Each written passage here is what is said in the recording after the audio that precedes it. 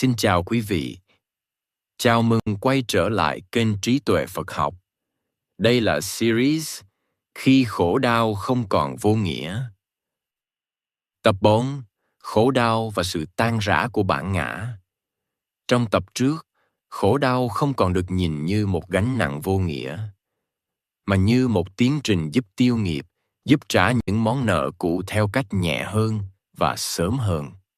Lời giảng của Đức Lama Zopa Rinpoche cho thấy rằng cùng một nỗi khổ, có người chìm xuống, nhưng cũng có người sau đó lại thay đổi cả vận mệnh. Từ đây, câu chuyện sẽ đi sâu vào một tầng khác của khổ đau. Vì sao đau khổ thường đánh thắng vào cái tôi?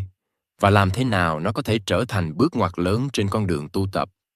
Có một điều rất lạ mà nhiều người chỉ nhận ra sau khi đã trải qua khổ đau sâu sắc.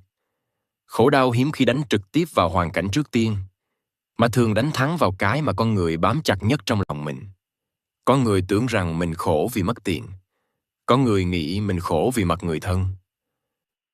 Có người cho rằng nỗi đau đến từ bệnh tật hay sự phản bội.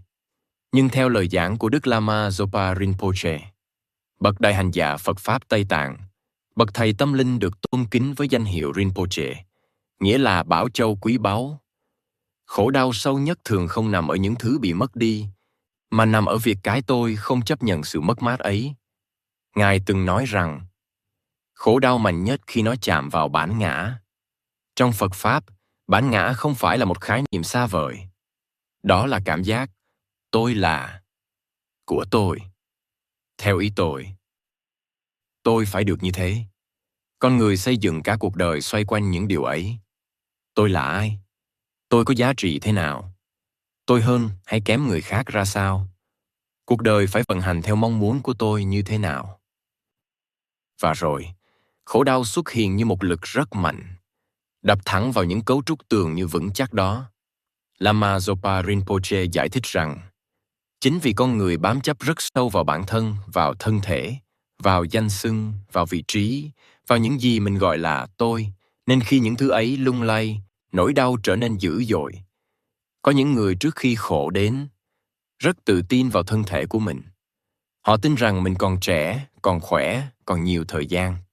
Nhưng khi bệnh tật ập tới, khi thân không còn nghe lời, khi sức lực suy giảm, cái tôi ấy bắt đầu sụp đổ. Có những người bám rất chặt vào danh vọng, vào vai trò xã hội.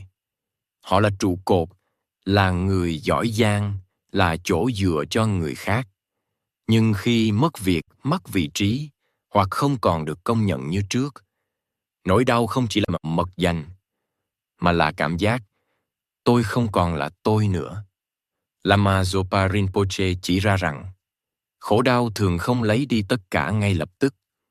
Nó lấy đi từng lớp một, cho đến khi con người buộc phải đối diện với câu hỏi, nếu không còn những thứ này thì tôi là ai?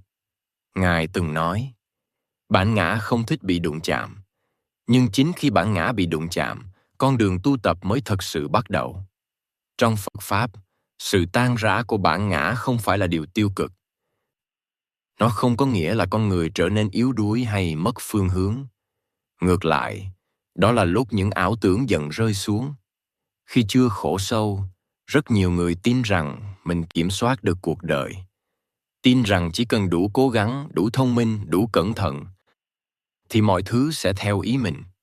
Nhưng khổ đau đến để cho thấy một sự thật rất khó chấp nhận. Cuộc đời không vận hành theo cái tôi. Lama Zopa Rinpoche nhấn mạnh rằng, chính sự va chạm này mới làm cho tâm bắt đầu mềm lại. Khi không còn bám chặt vào thân, vào danh, vào tiền, con người mới có cơ hội nhìn sâu hơn vào bản chất của khổ đau. Có những người, sau khi trải qua một biến cố lớn, bỗng nhiên không còn quá coi trọng những thứ từng khiến họ căng thẳng mỗi ngày. Họ bớt so sánh, bớt tranh hơn thua, chứng minh mình là ai. Không phải vì họ buông xuôi, mà vì cái tôi đã không còn đứng ở trung tâm như trước. Lama Zopa Rinpoche từng nói rằng, khi bản ngã còn nguyên vẹn, con người rất khó mở lòng với Phật Pháp. Bởi vì lúc đó, cái tôi luôn muốn đúng, muốn hơn, muốn an toàn. Chỉ khi bản ngã bị rung chuyển, con người mới bắt đầu lắng nghe sâu hơn, nhìn lại chính mình nhiều hơn và đặt câu hỏi về ý nghĩa của đời sống. Dĩ nhiên, sự tan rã của bản ngã không phải lúc nào cũng diễn ra trong bình yên. Nó thường đi kèm với hoang mang, sợ hãi, thậm chí tuyệt vọng. Nhưng Lama Zopa Rinpoche nhấn mạnh rằng đây chính là ngưỡng cửa rất quan trọng trên con đường tu tập. Nếu con người cố bám lại, cố níu giữ hình ảnh cũ về bản thân, nỗi đau sẽ kéo dài. Nhưng nếu dám buông bớt, dám chấp nhận rằng mình không còn như trước, thì tự động đổ nát ấy. Một cái nhìn mới về đời sống có thể hình thành. Khổ đau, trong trường hợp này, không còn chỉ là tra nghiệp, mà là một cuộc tháo dỡ rất sâu trong tâm. Không phải để hủy hoại con người, mà để tháo bỏ những lớp vỏ khiến con người khổ. Ở phần tiếp theo, câu chuyện sẽ tiếp tục đi sâu hơn. Khi bản ngã đã mềm lại, vì sao từ khổ đau lại có thể sinh ra lòng từ bi? Và vì sao những người từng khổ rất sâu lại dễ hiểu và thương người khác hơn? Đó là một sự chuyển hóa rất âm thầm, nhưng cũng rất quý giá trên con đường tỉnh thức. Xin cảm ơn quý vị đã đồng hành cùng kênh Trí Tuệ Phạt Học.